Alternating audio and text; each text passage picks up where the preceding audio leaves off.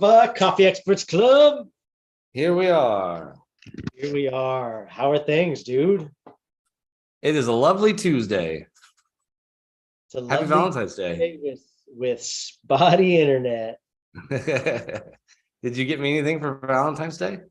Well, I'm not going to tell you about it yet because the day's not over. You know what I'm saying? So we'll have to wait and see. If you're heartbroken by tomorrow, we can work that through. We can do some counseling, therapy, couple counseling. Couples counseling. Oh man, you having a good day so far? Yeah, not too shabby at all. Got some low-key plans for tonight with the wife. Been a good day with everybody. So yeah, not too bad for a Tuesday. Cool. I was going to take Megan someplace overnight tonight, and she's like, "Could we just lay low?" We were in Montana all weekend, and it was a lot of travel back and forth. So I took her out on a little day date. We went and had lunch, so that was cool, but kind of cheesy. I'm like, "Honey, you're making one of those guys." It's like, "Bum, bum, bum." So one of those guys. One of those guys. I know that's the same way. We're going out of town this weekend, so it's like we're like, let's just keep it low key. At the Yeah, same time, like Valentine's Day, it's all corporate.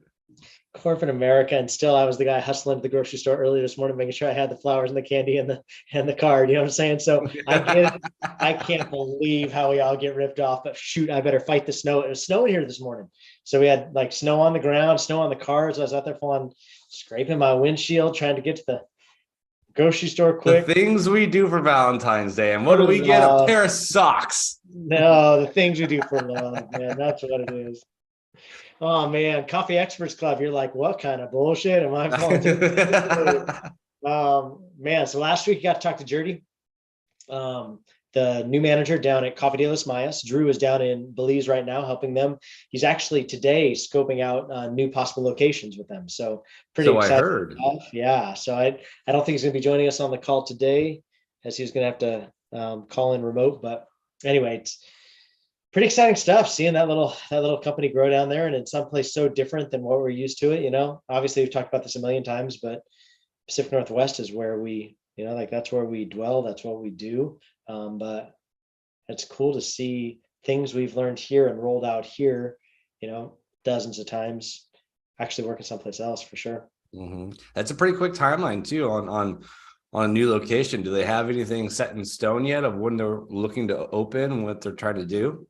I think they're just trying to be ambitious. I think so. I think they're talking quarter 3, but obviously, and things roll a lot faster down there. So I think it just depends on what they're able to do. You know what I mean? They don't have to deal with a lot of the stuff we deal here with codes. I have a construction meeting tomorrow for Human Being Reno, and just man, we've been trying to nurture that one across the finish line since last year, same time. And it's like, thank God they're out there doing the earthwork right now, and we're hoping to be able to drop the building and have everything dialed in by the time that spring to summer change in weather happens. And because that's where you make your money, right? Like that April, May, June on ramp is just like, Yep. weather's changing, people start coming in for their blendeds, like you can just start just rolling stuff out the door. But Especially down in Reno when it gets hot down there, right? it does. They've had a cold winter though, crazy winter. So I think all in all, it's been a little bit tricky down in Reno, but I'm grateful to get their project up. But all that to say, it's a different deal in Belize. It's just not as the pressure isn't the same. The bureaucracies aren't the same. Not as much red tape. That's right. So this one, I think, is gonna be a little trickier for them, because they're really trying to lean into what we know works here, which is drive-through. Obviously that's the collab team's whole jam with Coffee Experts Club is your first drive-through.coffee. All of anything that we've got around coffee is about drive-throughs, and so the location they've got down there right now is a walk-up, not even a sit-down cafe. It's literally it's positioned like a walk-up where they're still turning drinks, in 1.5 to 2 minutes, and putting people out the window and keep them moving. They've got some seating out on the boardwalk, but by intention they could have made it a cafe. It's deep enough to make it a cafe, but like what we know works is fast. What we know works is speed, service, strength, and so I think that's what we've really leaned into with them down there, and it's really worked so far. So this next one's gonna be tricky though, because it's not like you're looking for another drive-through that you can roll up on. Like they're gonna have to look for land, which could, obviously slow everything down depending on if there's a developer on site who's willing to do stuff. What Are you seeing running into some of the same issues like the credit card processing? Like, I mean, I know here in the States with it, if you're under the umbrella of the same company, like you can move stuff along really quick, or on the same LLC. Is it the same down there where, you can be like, okay, we've got an established company here in the area, you can start our credit processing up, or is it the same hoops for every new location you have to jump through? I would have to think, that an established company isn't going to see the same problems as a brand new one. That they were brand new, and we went to a grand opening, not even thinking about it because Square will literally open you up. Like, when you open tomorrow, no problem. Here's the Yeah. swipers, go. You know what I mean? But I think that everything down there, because the credit card processors aren't plugged into the banks, and because the banks still have such a hard grasp on the country as far as they control all the processing and they don't bring in third party, the biggest entities out there, PayPal, Stripe, like nobody's got an access into Belize, So I think that all those things make it tricky, but I would think because they have a bank account down there, because they have now jumped through the hoops, that hopefully, as an established business, we can be like, hey, we're rolling out a second one. Please give us our credit card processors and don't be ridiculous, Well, and I mean, the country's not very big, right? Like the whole country is the size of what, Oregon? So, I mean, it'd be like if you were to open another location somewhere in Oregon. Yeah, and it's not. I don't even think it's as big as. I mean, I think it's like population 400,000. For the whole country. So it's not a large country.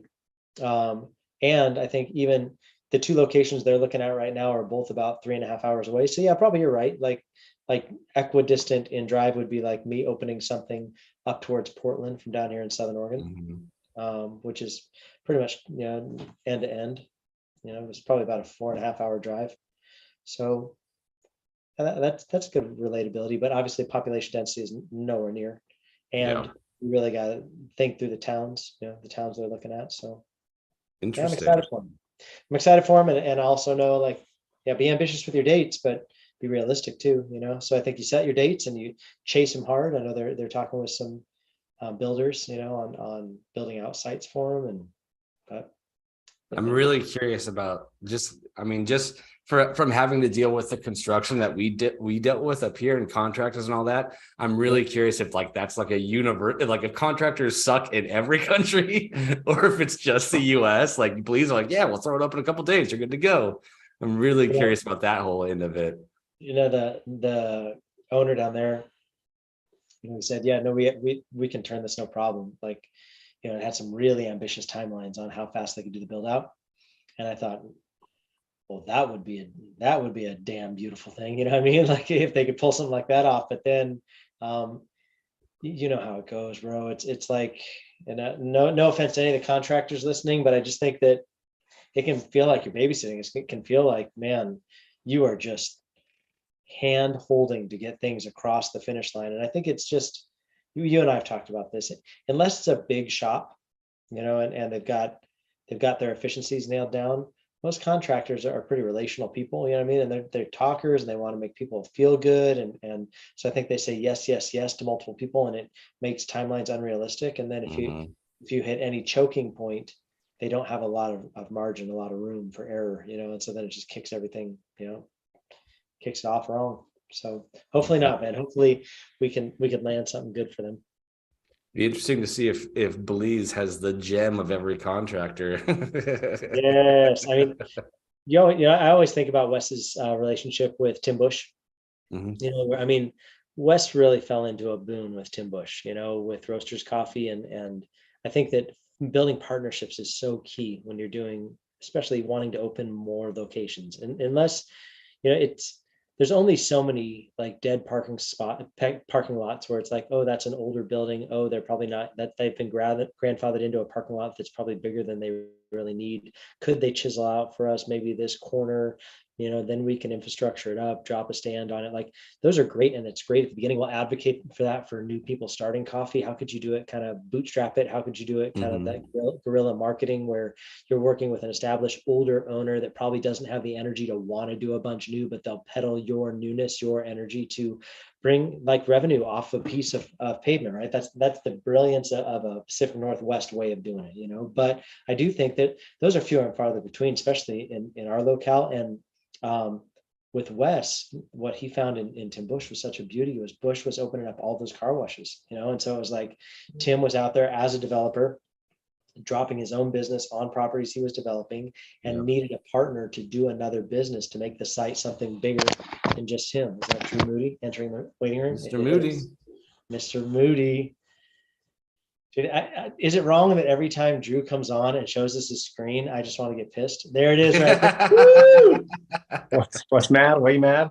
What you mad for? I thought you were going to show us some beautiful new Belizean territory that you were going to just boast in. Your man cross you were bearing, checking out new locations for Coffee de las Mayas. I mean, I could walk out the front door and be on the beach if you want me to show you. No, don't flex. Don't flex. We don't need it. Anyway, I was just talking about the boon that Wes found in Tim Bush, because he's got a developer. He's got a developer who's looking to build a business on the piece of property he develops, which is a brilliant model. If you've got money like Tim Bush did, like let's take a piece of property that we've purchased, develop it out, drop a business on it that we know performs. We know now, like Tim Bush has sold all of his drive-through coffee or drive-through car wash. You know what I mean? So, but he still owns the property. You know what I'm saying? Like so these businesses that continue on, he still has the legacy of dropping on a business that he knows is going to work onto a piece of property that he owns. But then the beauty was, because him and Wes were such good friends, that Tim would tap Wes on the shoulder and say, hey, why don't you come and open a coffee stand on this property with me? Hey, why don't you come open a coffee stand with me on this property? Hey, why don't you and session after session, like over iteration after iteration after iteration, Wes was able to pony up with somebody, do a build to suit, so he's not having to outlay a bunch of his own cash. Tim comes in, he's got it all wrapped into the price of what he's going to charge on a lease. Wes can step into a lease that's got some legs on it, like 30-year long leases, so he can make sure he bangs down his number nice and fair, and then he doesn't have to outlay a bunch of cash, and he can open up multiple locations year after year because he's got a good developing partner. And I think that obviously that it's so cool when you can find somebody that is in business where you guys can both meet somebody else's needs, because for Tim, he was getting a twofer out of it. He knew Wes's business. He knew it was a business that produced. He knew that Wes was going to want a 30-year lease, and it was going to be able to produce on it. He knew the business model, and he knew his own business model with the drive-throughs, with the car washes, So literally you develop on a piece of property and you turn it on, it starts making money because it's an established thing. Instead of other developers, they develop out a lot. We met with Ruby Brews with a potential developing location, one of our clients in St. George.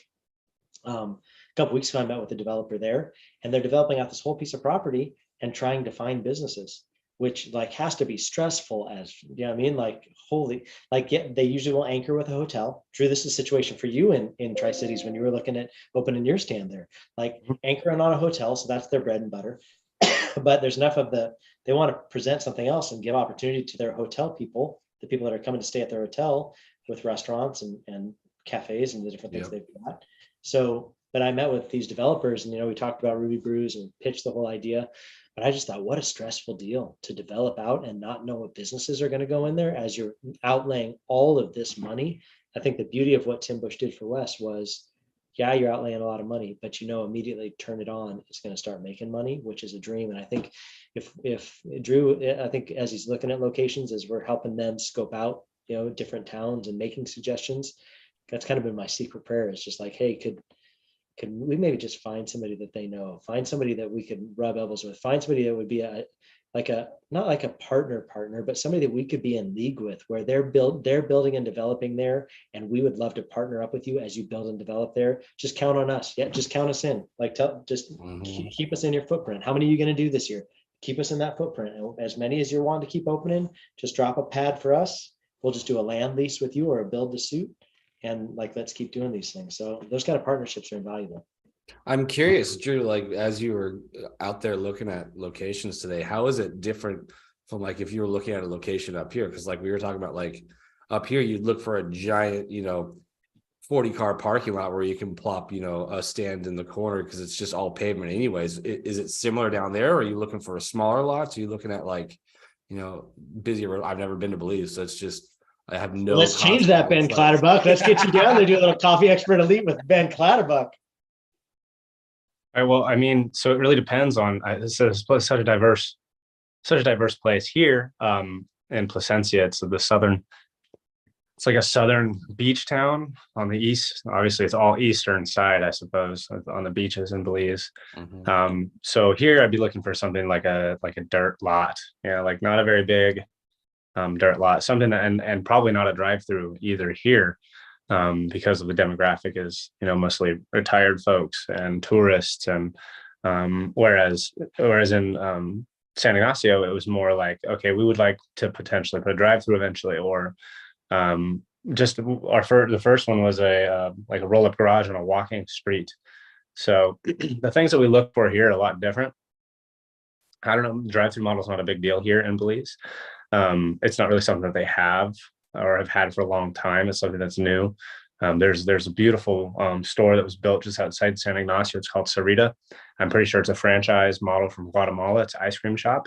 And it's amazing. It's built out really nice, but I don't really see cars out all that often. So in the future, I think maybe we'd be looking for something like, maybe a big, I don't know, they don't really have super centers like Walmart here, or big hotels. They have resorts. So maybe something that's like a gas station that has, extra space on the side of it, or maybe like there's a Bamboo Tea has a little stand inside of one of the gas stations, has like a little extra thing to the side, that's like a little vacant cafe area.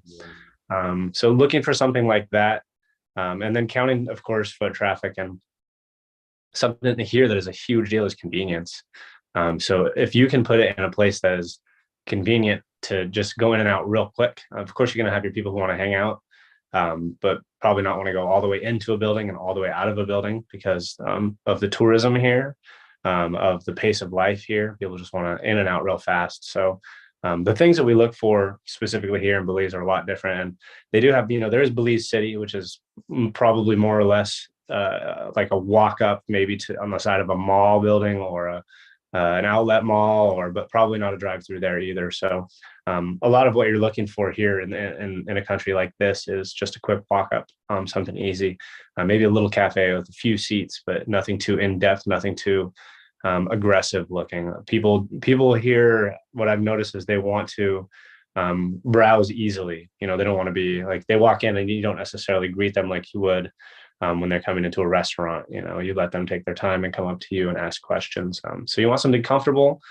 easily accessible, and just cozy looking, something nice, easy on the eyes, I suppose. Something pretty close to the curb, basically, is what it sounds like. Popping off the curb, pop back out, and as you're walking along like the beach or something like that. That's exactly right. Interesting. A little bit different. Yeah, crazy. So, Drew, what's Placencia looking like versus San Pedro versus San Ignacio? Like, I think that's the crazy thing about Belize. I feel like there's so much diversity, even though it's a pretty small country. Like, yeah. So San Pedro is probably the most, how do I say, it's the busiest piece of Belize I've been to. Yeah. Even the city, 40% of the country's population lives in the city. Wow. But it's rolling, so there's the suburbs, there's the neighborhoods outside the city, and that all counts as the city. And so in the city, it's not even as busy as San Pedro. So San Pedro is like a hub of, I'd say, there's equal parts tourism and locals.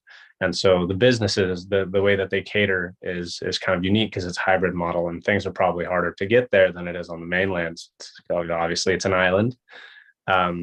But it's busier, there's nightlife and there's morning life. So it's more like a city, I'd say, even as far as the traffic flow goes, than like a Belize city. So it's always busy day and night. There's a lot of activities to do. And you'd spend a week there and you wouldn't have to go to a beach because you could be busy going to other things, going to restaurants, going to shopping centers, going to whatever it is that you want to go to. So San Pedro is pretty modern compared to some of the other places here. The city, Belize City, is busy, a lot of foot traffic, but it's it has its flow. It's I'd say it's morning to night traffic is not quite as consistent or reliable as like a San Pedro. It gets really quiet sometimes of the day, but it's also spread out really far. You got the city center, and then it rolls out you got the industrial business district, and then you have like the neighborhood side of it. But it all comes together right in the city. And San Ignacio is probably the most, how do I describe it? It's hard to describe these all these different places. Um, it's a quiet town. It's not as quiet as Placencia, but it's not as busy as a San Pedro or a Belize City. There's a lot, mostly locals in San Ignacio. I'd say a good 90%, like 75 to 90% of the traffic through the coffee shop is going to be locals there. And then they have really high seasons, and then off seasons when there's going to be no tourists there. But it's probably the most like a regular little town, like where we're from, Tri-Cities. I would think of it like that. You see the same people at the same times of the day at the same places, which you're not going to get at San Pedro or Belize City. And it's cozy, but there's also, it's surrounded by villages. And so people are traveling in to work from San Ignacio, or people are traveling in to catch the bus from San Ignacio to Belize City all the time. So it's just more spread out. So for example, in Placencia, in San Pedro and Belize City, you wouldn't need a car to get around and to be comfortable and convenient. But in San Ignacio, you're going to want a car to get around. So the businesses aren't quite as close together. I can get everything I need within a quarter mile, but if you want to explore it all, or if you want to spread your wings and see places, it's quite a big place. Interesting. Yeah, I can see how that would totally, like, when you're talking about like 3 or 4 different modes of traffic that you're going to get in 3 or 4 different cities. It's funny, all in just tiny little country. Mm-hmm. I had no idea what I was going to get when I got to Placencia. I still don't really know. I've been exploring, but it's hard to really pin it down on what it's like here yet. So I'll spend a couple more days here and really get a feel for it. There's a lot of opportunity. There's lots of things for sale. There's lots of things for rent. There's beachfront properties and businesses, and yeah, I'm learning. It's an interesting place. Yeah, What's the that's too tourism? bad. What's the tourism looking like in Placencia? Well, from what I've seen right now, there's not a whole lot of tourists, or they're just in their pockets. So right, and there's actually a big cruise ship that I saw pull up off. There's a Placencia Island that it's parked out right now. So I don't know if a lot of the tourists are going there. But the tourism is mostly right along the beach. So there's a lot of restaurants and bars, a lot of beachfront bars and partying. And on the pier, there's, little shops there. So obviously, as I explore further inland, there's our target market is going to be mainly the people who are living here all the time. Convenient as possible for tourists, but tourism, is gone for some of the year. So they don't want to rely 100% on tourism. But yeah, I would say if you're going to vacation and what you want to do is get a tan and drink on the beach, Placencia is the place for that. San Pedro has a lot more activity as far as, just things to do throughout the day. Cool. Yeah, sounds like you're living a rough life right now. Jesus. Man. Log in for some Zoom calls, do some work in the evening, and then just go enjoy Belize. Is that how it's working right now, or what? Yeah, I just have a hard time making it to these calls. I don't know what's going on. I thought Jordy did great yesterday or last week, though. We were talking a little bit about him at the start, and obviously it'd be great if we could utilize some of the team that De Los Mayas has already started building into for the sake of location number 2 for them. Obviously starting brand new, starting totally fresh is a little bit intimidating always, but do you have thoughts about that? How have you felt with, I feel like it feels like Coffee De Los Mayas really landed on their feet with this crop of kids that they hired. What are your thoughts on next batch? Yeah. So, the way traditionally that we've done it is moving some of the veterans to another store, as you guys know. Don't need to sharing this for the sake of the listeners, I suppose. The veterans to a store and then backfill the original store with newbies so they get their feet wet on a slower business. Because obviously grand opening week's not going to be something they can learn. Yeah. I guess they did it in San Ignacio, but traditionally that's not how we do it. And so I think, and I have a lot of confidence in the kids that we have there now. And we're training a new kid right now, and they're training him this week. I trained him the first week and a half, and then I kind of pass them off the curriculum that I want him to learn. And he's learning well, and he's learning fast. And having people like Jardy in the stand makes me a lot more confident, because while they're really good at doing things proper, the way we set them up. They're good at following, the directions, and they do take pride in doing it well. They're also free thinkers, and they find good ways to do things that aren't necessarily cutting corners, but make it more efficient. And so I think bringing these kids, and I'd love to take the kids to San Pedro or to Placencia, and let them explore a little bit, and give them opportunity to work while they're doing it. And I think they would do fantastic, and I think they do a really good job bringing new people under their wing, because I think they take a lot of pride in working for De Las Mayas, and I think that the way that I picture it is expanding their little work family. So I think that they would take them under their wing and train them well, and respect that when they started, they also didn't know anything. And then we have sometimes a hard time with that in the States with the coffee world, because people who've been doing coffee do coffee for a long time. So getting a newbie, it's like hard to put yourself back in the shoes of, okay, well, I don't remember. It's hard to remember not knowing any of this stuff, because I've known it for so long. What I've seen, at least in the last few days of them kind of working with the new hire, is that they do take they take into account that it is new. It's all new. It's a new industry, and they're more patient than me, obviously. And that's sometimes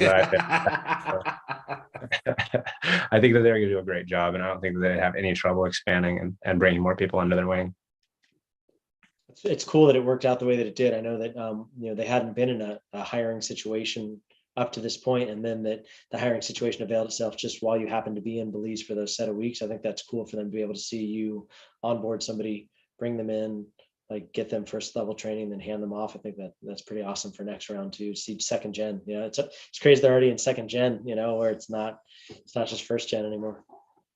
Yeah, and the way we did the hiring was internal, because I would be afraid of the influx of potential applicants, and then the potential negative. There's always people who feel left out, and I hate for anybody to feel left out. So present the opportunity internal first, because obviously the people who are our frequent customers are going to be the best baristas. Yep.